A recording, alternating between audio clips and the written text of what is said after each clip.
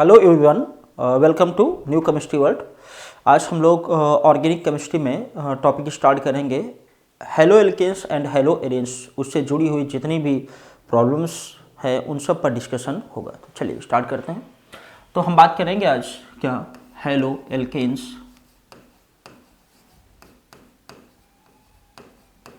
And haloarenes, इस पर हमारी बात होती है।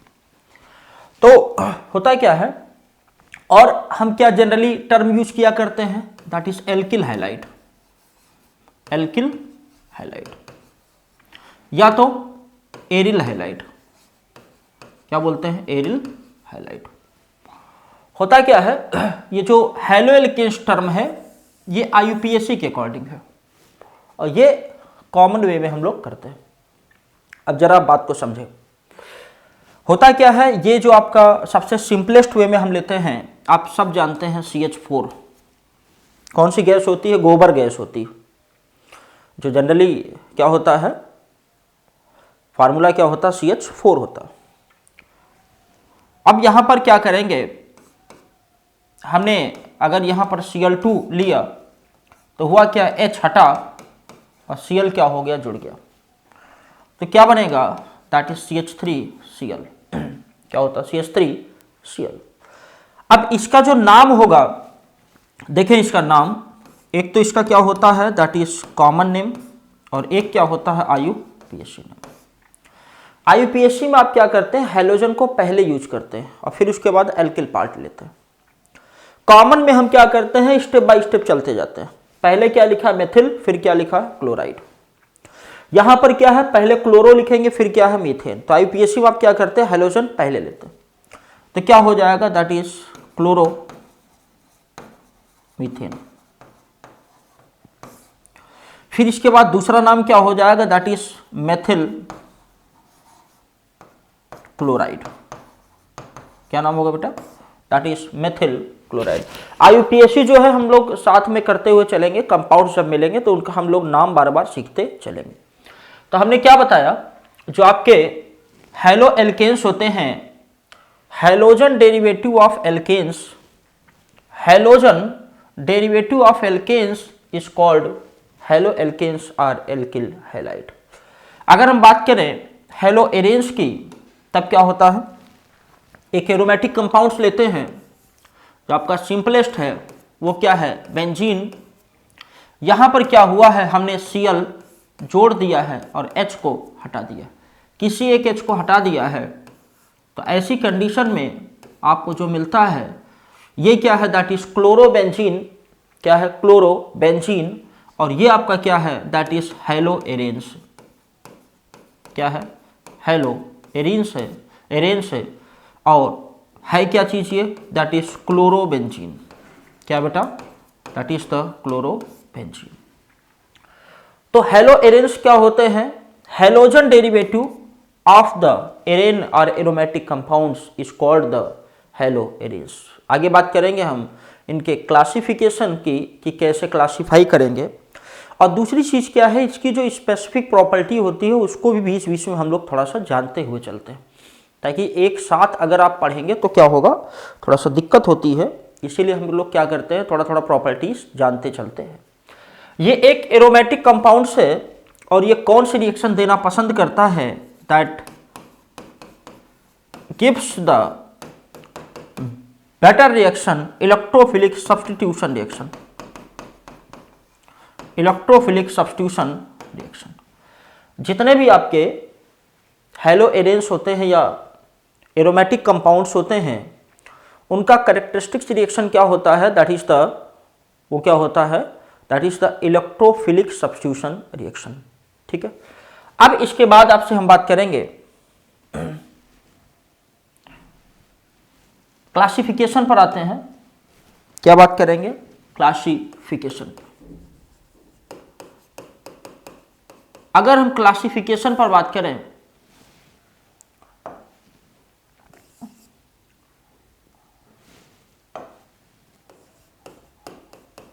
अगर हम क्लासिफिकेशन पर बात करें तो पहला क्या होता है, इसको क्लासिफाई करने के कई तरीके होते हैं। पहला है on the basis of number of halogens. पहला क्या है, on the basis of number of halogens. Halogen की संख्या के बेस पे हम क्लासिफाई करते हैं mono hello derivative, die hello derivative, try hello derivative, poly hello derivative. दूसरा होता है on the basis of nature of carbon. अगला क्या है, on the basis of nature of carbon. आप जानते हैं कि कार्बन को हम क्लासिफाई करते हैं as a primary carbon, secondary carbon, tertiary carbon. तो वहीं से हम लोग क्या करते हैं, इसको भी क्लासिफाई करते हैं। और तीसरा होता है on the basis of hybridisation. Hybridisation के बेस पर देखते हैं। तो पहले क्या हमने बताया, that is the number of, अगला क्या है, नंबर ऑफ हेलोजन एटम। दूसरा आपके सामने दिया है वो क्या है, नेचर ऑफ कार्बन, कार्बन के नेचर के बेस पे। तीसरा जो होता है that is on the basis of hybridisation. अगला क्या है, हाइब्रिडाइजेशन। अब यहां पर हम बात करें नंबर ऑफ हेलोजन, जैसे हमने लिया है CH3 CH2 Cl। नाम इसके कितने हैं, दो नाम है। एक होता है क्या, दैट इज कॉमन नेम। एक क्या होता है, that is IUPAC name. Common name के बारे में अगर हम बात करें तो क्या होता है, दैट इज एथिल क्लोराइड। क्या नाम होता है, एथिल क्लोराइड। और IUPAC नाम क्या होता है, दैट इज क्लोरोइथेन। क्या नाम है, क्लोरोइथेन। इसके बाद एक खास बात हम करेंगे, इंपॉर्टेंट बात है, वो क्या है, दूसरा होता है डाई हेलो डेरिवेटिव। अगला क्या है, डाई हेलो डेरिवेटिव। जो डाई हेलो डेरिवेटिव हुआ करते हैं वो आपके जनरली दो तरह के होते हैं। कितने होते हैं, दो तरह के होते हैं। एक होता है जेमिनल और एक होता है विसिनल। एक क्या होता है जेमिनल और एक क्या होता है विसिनल। जेमिनल में क्या होता है कि CH2 डबल बॉन्ड, सॉरी यहां पर ये नहीं करेंगे। जेमिनल में क्या होता है, CH2 CH, ये CH3 है और ये क्या है Cl2। और विसिनल में क्या होता है, जनरली CH2 ये Cl, फिर क्या है Cl। मतलब ये होता है अगर एक ही कार्बन से दो हेलोजन जुड़े होते हैं तो वो क्या कहलाते हैं, they are known as geminal dihalide. क्या कहलाते हैं, जेमिनल डाई हैलाइड। इसको थोड़ा सा सही से लिख देते हैं, जेमिनल डाई हैलाइड। विसिनल का मतलब होता है एडजेसेंट कार्बन पे। विसिनल का मतलब क्या होता है, एडजेसेंट कार्बन पर अगर दो हेलोजन रखे होते हैं तो वो क्या कहलाते हैं, they are known as vicinal dihalide. अब एक बात आप समझें, कैसे याद रखेंगे, एग्जाम में भूल सकते हैं, तो इसके लिए क्या तरीका है। जेमिनल का मतलब होता है, आप याद करने के लिए बोल सकते हैं, जेमिनल मतलब जैम जो खाते हैं हम लोग, खाते हैं जैम। तो जैम में क्या होता है, चिपचिपा होता है। तो चिपचिपा मतलब होता है चिपक जाता है, ठीक है, चिपकने लायक होता। तो अगर एक ही कार्बन पर चिपक जाए, सब जो हेलोजन वो सब अलग अलग ना हो, चिपक जाए, तो वो क्या हो जाएगा, that will be the geminal dihalide. ठीक है। अब फिर इसके बाद ये क्या हो जाएगा आपका विसिनल डाई हैलाइड। और फिर इसको और दूसरा नाम क्या लिखते हैं, that is ethylidene chloride. Ethylidene chloride, ठीक है, एथाइलिडीन डाई क्लोराइड। इसको क्या बोलते हैं, that is ethylene dichloride, ऐसे भी बोल सकते हैं। ठीक है। अब यहां पर हम लोग क्या करते हैं, एक ही कार्बन पर अगर दो हेलोजन लगे होते हैं तो वो क्या कहलाते हैं, that is known as geminal.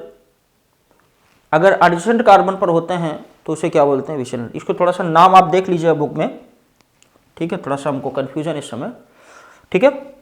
अब इसके बाद हम लोग आगे देखते हैं क्या, on the basis of nature of carbon. Nature of carbon के बेस पे देखिए, एक चीज़ आप ध्यान रखिएगा, हमारा मेन मोटो है सिलेक्शन। हमें ज्ञानी नहीं बनना है, हमें सिलेक्शन लेना है, जॉब को सिक्योर करना है, और हमें चीज़ों को इस तरह से तैयार करना है कि हमारे पास रिटन और प्लस इंटरव्यू। रिटन में क्या करना है, अच्छा परफॉर्मेंस करना है, वो कब आएगा, जब आपको चीज़ें समझ में आएंगी। दूसरी चीज़ क्या होता है, इंटरव्यू। इंटरव्यू में आपसे जो क्वेश्चन पूछे जाना, आपके पास लॉजिक होना चाहिए, और ऐसा नहीं है कि चीज़ें जो है हमको क्या करना है, बहुत ज़्यादा उसमें रिसर्च कर डालना है, इतना नहीं करना। क्यों? क्योंकि बैलेंसिंग बहुत ज़रूरी है। हमें ज्ञान नहीं लेना, हमें क्या करना है, हमें जो भी टॉपिक है इस लेवल तक तैयार होना चाहिए कि हम एग्जाम क्रैक कर सकें। और नहीं तो करने को तो बहुत सारा पूरा ब्रह्मांड पड़ा हुआ, जितना जानना हो उतना जान सकते हैं, लेकिन हमें इस बात को समझना कहाँ से हम नंबर ज़्यादा से ज़्यादा खींच सकते हैं। चलिए आगे बात करते हैं। आगे, हाँ, नेचर ऑफ कार्बन के बेस पे दूसरा हमने क्या बताया आपसे, nature of carbon. Nature of carbon के बेस पे अगर हम बात करें को थोड़ा सा, नेचर ऑफ कार्बन, तो यहां पर जो होता है तीन तरह के होते हैं। पहले क्या होते हैं, प्राइमरी एल्किल हाइलाइड। दूसरे क्या होते हैं, सेकेंडरी एल्किल हाइलाइड। तीसरा जो होता है that is the tertiary alkyl halide. ठीक है, तीसरा क्या है, टर्सरी एल्किल हाइलाइड। अब जरा बात को समझें, प्राइमरी एल्किल हाइलाइड में क्या होता है, CH3 CH2 Cl। जिस कार्बन से आपका हैलोजन जुड़ा हुआ है, अगर वो एक कार्बन से जुड़ा है तो इसे क्या बोलते हैं, that is primary alkyl halide. जिस कार्बन से आपका हैलोजन जुड़ा हुआ है, अगर वो एक कार्बन से जुड़ा है तो क्या कहलाता है, that is primary alkyl halide. दूसरे में CH3 CH3 और ये क्या है, Cl। जिस कार्बन से आपका Cl जुड़ा हुआ है, वो अदर इधर भी जुड़ा है और क्या है, इधर भी जुड़ा है, तो ये क्या कहलाता है, that is known as secondary alkyl halide. और क्या बोलते हैं इसको, हम क्या बोलते हैं, इसको बोलते हैं सेकेंडरी प्रोपिल क्लोराइड। क्या क्या नाम देखिए, इसके नाम भी थोड़ा सा समझेंगे। एक तो IUPAC नेम है, जस्ट मिनट, स्पेस थोड़ा सा, क्या करेंगे, CH3 CH Cl और फिर क्या है, CH3। यहां पर क्या है, पहले तो इसका क्या देखते हैं, कॉमन नेम, फिर क्या देखेंगे, इसका IUPAC नेम। कॉमन नेम जो होता है इसका क्या हो जाएगा, दैट इज क्या हो जाएगा, सेकेंडरी प्रोपिल क्लोराइड। क्या नाम होगा, सेकेंडरी प्रोपिल क्लोराइड। IUPAC में क्या बोलते हैं, ये होगा 1 2 3, ठीक है, क्या बोलेंगे, 2 क्लोरो प्रोपेन, 2 क्लोरो प्रोपेन बोलते हैं। अब यहां पर टर्सरी में आ जाइए, यहां पर Cl CH3 क्या, CH3 फिर क्या है, CH3। ठीक, जिस कार्बन से हैलोजन जुड़ा है, 1 2 3 साइड से जुड़ा है, तो ये क्या कहलाता है, that is known as tertiary alkyl halide.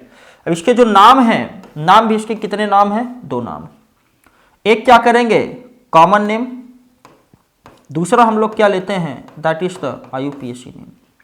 दूसरा क्या होता है, IUPAC नेम। अब फिर यहां पर समझें, कॉमन नेम में क्या करेंगे, कितने, 1 2 3 4 4 कार्बन, और चारों की कंडीशन कैसी है, टर्सरी वाली। टर्सरी मतलब एक कार्बन ऐसा है जिससे हैलोजन लगा हुआ, वो क्या है, टर्सरी का अरेंजमेंट रखता है, तो ये क्या कहलाएगा, that is known as tertiary butyl chloride. क्या बोलते हैं, टर्सरी ब्यूटिल क्लोराइड। दूसरा नाम क्या है, यह है 1 2 3, ठीक है 1 2 3, क्या बोलेंगे 2 पर क्या लगा है Cl और 2 पर क्या लगा है मेथिल, तो इसका नाम होगा 2 chloro 2 methyl propane, 2 chloro 2 methyl propane. तो देखें जरा क्या बोलेंगे 2 क्लोरो 2 मेथिल क्या कहेंगे प्रोपेन कहेंगे, 2 क्लोरो 2 मेथिल प्रोपेन, ठीक है। अब देखो एग्जाम में हमको स्ट्रक्चर आना चाहिए, जब स्ट्रक्चर हमें पता होगा तो आसानी से हम जान पाएंगे कौन सा टेस्ट देगा कौन सा नहीं देगा। अब यहीं पर बहुत सारी बातें हम बताना चाहते हैं कि देखिए एक होता है आइसो, एक होता है नियो, ठीक है। तो इसका थोड़ा सा स्ट्रक्चर हम लोग देखते हैं, तो फिर से थोड़ा सा देख लें। आप प्राइमरी एल्किल हैलाइड में क्या होता है, जिस कार्बन से हैलोजन जुड़ा है वो अदर एक कार्बन से जुड़ा है तो क्या है प्राइमरी, जिस कार्बन से आपका Cl जुड़ा है वो अदर इधर इधर दोनों साइड जुड़ा है तो क्या होगा सेकेंडरी, और इसका common name secondary propyl chloride, ठीक है। मतलब जो प्रोपिल की कंडीशन है वो क्या है सेकेंडरी की है। और फिर IUPAC में 2 क्लोरो प्रोपेन, क्या बोलते हैं 2 क्लोरो प्रोपेन। फिर इसके बाद क्या करेंगे tertiary alkyl halide, tertiary alkyl halide का मतलब जिस कार्बन से हैलोजन जुड़ा है वो कितना 1 2 3 तीन साइड से जुड़ा है तो ये क्या कहलाता है that is known as tertiary alkyl halide. Common name में क्या कर बोलते हैं टर्सरी ब्यूटिल क्लोराइड, और फिर क्या हो जाएगा दैट इज क्या बोलेंगे 2 क्लोरो 2 मेथिल प्रोपेन, ठीक है। नोट करें फिर आगे चलते। चलिए आगे देखिए, अगर कहीं पर CH3 और फिर CH3 और फिर CH3, इसको बोलते हैं tertiary butyl group, tertiary butyl, ठीक है। टर्सरी ब्यूटिल यहां से कोई ग्रुप आप लगा सकते हैं X। अब यहां से कहा जाए अगर टर्सरी पेंटिल, क्या कहते हैं टर्सरी पेंटिल, तो ऐसी कंडीशन में क्या है 5 कार्बन को आप ऐसे अरेंज करो कि एक जो छूटा हुआ पार्ट है, जो छूटा हुआ पार्ट है वो टर्सरी कहलाया, तो यहां पर क्या हो जाएगा दैट इज CH3, ठीक है। फिर क्या हो जाएगा C, आप इसको छोड़ें, फिर इधर क्या हो जाएगा CH3 और नीचे क्या लिखेंगे C2H5, तो ये क्या कहलाएगा दैट इज टर्सरी पेंटिल कहलाएगा, क्या कहलाएगा टर्सरी पेंटिल कहलाएगा। अब यहां पर एक बात और समझते हैं हम लोग, वो क्या है, वो है आपका नियो पेंटिल, आइसो नियो और नॉर्मल, इनकी कंडीशन को हम थोड़ा समझते हैं।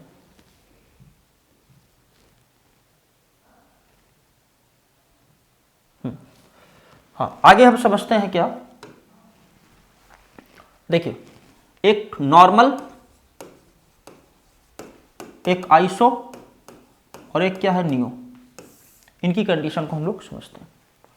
जैसे होता क्या है कि आपके पास C5H12 दिया, C5H12 दिया, तो यहां पर हमने क्या लगा दिया, पहले इसके हम स्ट्रक्चर ड्रॉ कर लेते हैं C5H12। तो इसमें आप क्या करते हैं अगर सभी कार्बन एक ही तरह से रख दीजिए, ठीक है, तो ये क्या हो जाएगा आपका एक ही तरह से अगर आप रख दे सीधी लाइन में तो ये क्या कहलाएगा दैट इज नॉर्मल पेंटेन, क्या कहलाता है that is known as normal pentane. आप अरेंज कर सकते हैं, देखिए इसकी एक बैलेंसी पूरी है, कार्बन की बैलेंसी कितनी होती है 4 होती है, कितनी होती है 4 होती है। अब यहां पर समझिए, यहां पर क्या लिखेंगे CH3 कितना होगा CH2, ये क्या हो जाएगा CH2 हो जाएगा CH2 और ये क्या CH3 नॉर्मल पेंटेन। फिर इसके बाद आइसो में क्या करते हैं, जितने कार्बन होते हैं उसमें से एक कम कर लो, जितने कार्बन होते हैं उसमें से एक कम कर लो, कम करेंगे तो ऐसी कंडीशन में टोटल 5 कार्बन, 5 में से एक कम करिए कितना बचा 4, तो ऐसी कंडीशन में कितना हो जाएगा, आपने कितने कार्बन रख दिए 4 कार्बन, कितने 4 कार्बन। अब जो एक बचा हुआ है उसको आप क्या करें सेकेंड पोजीशन पे लगा दें, ठीक है। सेकेंड पोजीशन पे आप लगा दें। तो यहां पर ये क्या कहलाएगा, दैट इज आइसोपेंटेन। क्या कहलाएगा बेटा, that is known as isopentane. इसका आप स्ट्रक्चर ड्रॉ कर लें। स्ट्रक्चर जब ड्रॉ करेंगे तो क्या बनेगा, CH3, फिर इधर क्या है CH, और नीचे हमने क्या भेज दिया CH3, फिर इधर हो जाएगा आपका CH2, फिर क्या है CH3। अभी बहुत सारी इंपॉर्टेंट इंफॉर्मेशन देनी है हमको इसके बारे में, ठीक है, ऐसा नहीं क्वेश्चन आएगा फंसेगा इससे। अब देखिए यहां पर अगला क्या करते हैं, ये तो आइसो हमने बना लिया, अब इसके बाद क्या बनाना, नियो बनाना। क्या बनाना है, नियो। नियो में हम लोग क्या करते हैं जरा समझिए, क्योंकि ये चीजें आपको क्लियर होनी चाहिए। अभी जो जितना भी हम लोग पढ़ेंगे वहां पर आइसो, नियो, ये सब चीजें आएंगी, तो अभी से ही इसको हम थोड़ा सा ध्यान देते हैं। अब देखिए जितने कार्बन है, टोटल कितने कार्बन है आपके पास, 5 कार्बन। कितने कार्बन, 5 कार्बन। तो होता क्या है, आपकी 2 कार्बन आप कम कर दो। कितने, 2 कार्बन। तो टोटल कितने बचे, 3। तो ऐसी कंडीशन हमने क्या किया, यहां पर 3 कार्बन रख दिया। कितने, 3। बाकी को हमने क्या कर दिया, एक ऊपर और एक क्या कर, इसको थोड़ा सा सही कर दिया। देखिए कितने कार्बन है, ये हमने कितने कार्बन रख दिया, 3 कार्बन। बाकी जो बचा हुआ आपने क्या कर दिया, इसके ऊपर और क्या कर दिया, नीचे लगा दिया। ठीक, तो ये कंडीशन क्या कहलाती है, that is known as neopentane. क्या कहलाती है, दैट इज नियोपेंटेन। अब यहां पर आप स्ट्रक्चर बनाएंगे तो क्या बनेगा, CH3, और ये हो जाएगा CH3, ये क्या हो जाएगा CH3, ये क्या हो जाएगा CH3। तो ये कंडीशन किसकी हो जाएगी, नियोपेंटेन की। क्या हो जाएगी, नियोपेंटेन। अब एक बात और समझिए, यहां पर जरा देखें क्या हुई है, ब्रांचिंग बढ़ती गई है। क्या हुआ है, ब्रांचिंग बढ़ती गई है। तो ऐसी कंडीशन में अगर आपसे कहा जाए कि आप पेंटेन को आइसोमर ड्रॉ करें और उनको अकॉर्डिंग टू बॉइलिंग पॉइंट आप अरेंज करें, पेंटेन को स्ट्रक्चर ड्रॉ करें और बॉइलिंग पॉइंट के अकॉर्डिंग आप अरेंज करें, तो होता क्या है, बॉइलिंग पॉइंट के बारे में अगर हम बात करें तो बॉइलिंग पॉइंट जो होता है वो 2 फैक्टर्स पर डिपेंड करता है। पहला आपका मोलर मास, दूसरा जो होता है डिपेंड करता है किस पर, ब्रांचिंग पर डिपेंड करता है। अगर 2 कंपाउंड्स हैं आपके पास, अगर 2 कंपाउंड्स हैं आपके पास, तो ऐसी कंडीशन में हम लोग क्या करते हैं, पहले चेक करते हैं किसका मोलर मास ज्यादा है। दूसरी कंडीशन आप क्या चेक करोगे कि आप देखते हो ब्रांचिंग, जिसमें जितनी ज्यादा ब्रांचिंग होगी उसका बॉइलिंग पॉइंट उतना ही कम होता है। तो इसको थोड़ा सा लिखते हुए चलते हैं। हमने क्या सिखाया आपको, जो बॉइलिंग पॉइंट होता है डायरेक्टली प्रोपोर्शनल टू किसके होगा, मोलर मास के होगा। किसके होगा, मोलर मास के। फिर अगली कंडीशन क्या हो जाएगी, अगली कंडीशन हो जाएगी boiling point inversely proportional to किसके होगा, ब्रांचिंग के। किसके होगा, boiling point inversely proportional to the branching. अब यहां पर देखें सबके मोलर मास सेम है, चाहे आप बात करें आइसोपेंटेन, नॉर्मल पेंटेन या नियोपेंटेन। अगर कहा जाए बॉइलिंग पॉइंट के अकॉर्डिंग आप इनको अरेंज करिए, तो ऐसी कंडीशन में हम लोग क्या करते हैं, जरा देखें, आप इसका हेल्प लेते हैं, boiling point inversely proportional to branching, boiling point inversely proportional to the branching. तो ऐसी कंडीशन में क्या होगा, इनको आप अरेंज करेंगे अगर अकॉर्डिंग टू बॉइलिंग पॉइंट, तो क्या होगा, अकॉर्डिंग टू बॉइलिंग पॉइंट। तो ऐसी कंडीशन में सबसे ज्यादा बॉइलिंग पॉइंट किसका होगा, नॉर्मल पेंटेन का, ठीक है, और उससे थोड़ा कम किसका होगा, आइसोपेंटेन का। क्या होगा, आइसोपेंटेन का होगा। फिर इसके बाद हम लोग क्या करेंगे, अगला जो हो जाएगा दैट इज नियोपेंटेन। अगला क्या हो जाएगा, नियोपेंटेन का। ठीक है, इस तरह से हमने क्या किया, बॉइलिंग पॉइंट का ऑर्डर रख दिया। अब आगे समझिए। अब मान लीजिए आपके सामने क्या दिया हुआ है, दिया हुआ है C6H14 दिया हुआ। कितना दिया है, H14 दिया। तो इसके स्ट्रक्चर अगर कहा जाए सभी आइसोमर आप ड्रॉ करो, तो आइसोमर जब इसके ड्रॉ करेंगे तो आइसो नियो यही सब बनाना है। तो ऐसी कंडीशन हमने क्या कर दिया, कितने हो गए, ये आपका हो गया normal hexane, that is normal hexane. ठीक, दूसरा क्या दिया हुआ है, सेकंड जो दिया हुआ आइसो, हमने आपको क्या सिखाया, जितने भी कार्बन होते हैं उसमें से एक कम कर दीजिए। तो टोटल 6 हैं, 6 में से एक कम किया, कितने हो गए, 5 हो गए। तो ऐसी कंडीशन में क्या हो जाएगा, कितने हो गए 5, और एक कार्बन को सेकंड पर आप लगा देते हो, क्या लगा देते हो, सेकंड पर आप लगा देते हो। तो इसका नाम क्या हो जाएगा, दैट इज आइसोहेक्सेन। क्या नाम हो जाएगा, आइसोहेक्सेन। तीसरा जो दिया हुआ है वो क्या है, नियो। तीसरा क्या है, नियो। अभी हम 3 पर बात करेंगे, और भी पॉसिबल हो सकते हैं, ताकि एक सीक्वेंस में हम लोग समझ सकें इसको।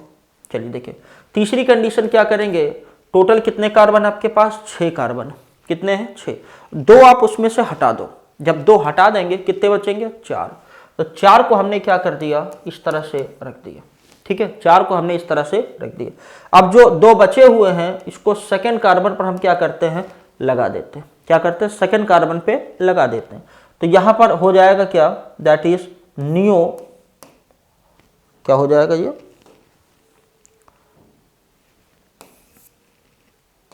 क्या कहलाएगा, that is neo hexyl, neo hexane. क्या बोलेंगे, नियो हेक्सेन बोलते हैं। ठीक है, अब देखिए इसको एक बात और समझिए, बॉन्ड लाइन नोटेशन आपको पता होना चाहिए। बॉन्ड लाइन नोटेशन, कभी कभी क्वेश्चंस में आपसे डायरेक्ट ये ना देकर, इस तरह से ना देकर, वो क्या है कहेगा कि आप बॉन्ड लाइन नोटेशन के फॉर्म में आप रिप्रेजेंट करें। तो बॉन्ड लाइन नोटेशन में टोटल कितने कार्बन है, 6 हैं। तो यहाँ पर क्या करते हैं, इस तरह से आप अरेंज करते हैं, 1 2 3 4 5, ये 6। तो क्या करेंगे, 1 2 3 4 5 6, ये क्या हो गया, दैट इज द हेक्सेन। ये क्या है, हेक्सेन। यहाँ पर जरा चले आए, कितने कार्बन, 1 2 3 4 5। अब यहाँ पर क्या करते हैं, 1 2 3 4 5, सेकेंड कार्बन पे हमने क्या कर दिया, एक मेथिल ग्रुप लगा दिया। सेकेंड कार्बन पे क्या किया, एक मेथिल ग्रुप लगा दिया। अब यहाँ पर आप आ जाएं जरा, तो यहाँ पर क्या करेंगे, कितने हैं, 4, और क्या करें, बीच में एक डंडा खड़ा कर दें इससे। तो ये क्या हो जाएगा, that will be the neo hexane. क्या होगा, नियो हेक्सेन। अगर हम बात करें बॉइलिंग पॉइंट का ऑर्डर देखें इनका, तो सबसे ज़्यादा बॉइलिंग पॉइंट किसका होगा, एन हेक्सेन का होगा। उसके बाद किसका होगा, आइसोहेक्सेन का होगा। और सबसे कम बॉइलिंग पॉइंट किसका होगा, that is of the neo hexane. ठीक है, किसका होगा, नियो हेक्सेन का। तो यहाँ पर आई थिंक इसमें इसको कोई दिक्कत नहीं होना चाहिए। इसको आप थोड़ा सा नोट करें, फिर आगे बात करते हैं।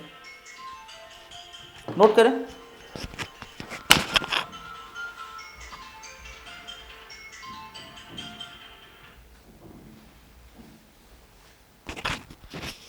चलिए आगे बात करते हैं।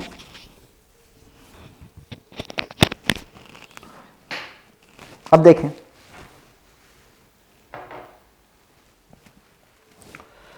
तो ये यहां से क्वेश्चन आपसे पूछे जाएंगे कि बॉइलिंग पॉइंट के बेस पर आप अरेंज करिए। तो बॉइलिंग पॉइंट के बेस पर जब अरेंज करना होगा तो आप क्या करते हैं, उसकी पूरे पॉसिबल स्ट्रक्चर ड्रॉ करते हैं। अब एक बात और समझिए, यहां पर जब आप हैलोजन डेरिवेटिव लेते हैं, क्या करते हैं, हैलोजन डेरिवेटिव, तब क्या होता है, मान लीजिए हमने लिया है आइसोहेक्सेन। ठीक है, अगर मान के चलिए आपके सामने दिया हुआ है, कोई हैलोजन दिया हुआ है, और वो हैलोजन से अगर आप करवाना मतलब हैलोजन से रिएक्शन कराना चाहते हैं, तो कितनी पॉसिबिलिटीज हो सकते हैं, इसको देखते हैं। अभी हम क्या करते हैं, एग्जांपल ये लेते हैं, आइसोहेक्सेन। क्या लेते हैं, आइसोहेक्सेन। तो आइसोहेक्सेन में क्या है, इसको समझते हैं। देखिए हमने क्या लिया है, ये हमारे सामने क्या दिया हुआ है, दैट इज आइसोहेक्सेन। कितनी पॉसिबिलिटीज हो सकते हैं, इसको जरा समझते हैं। How many possibilities. पहली कंडीशन, आपका हैलोजन यहां से जुड़ेगा। कहां से, यहां से। अगर यहां से जुड़ता है तो क्या हो जाएगा,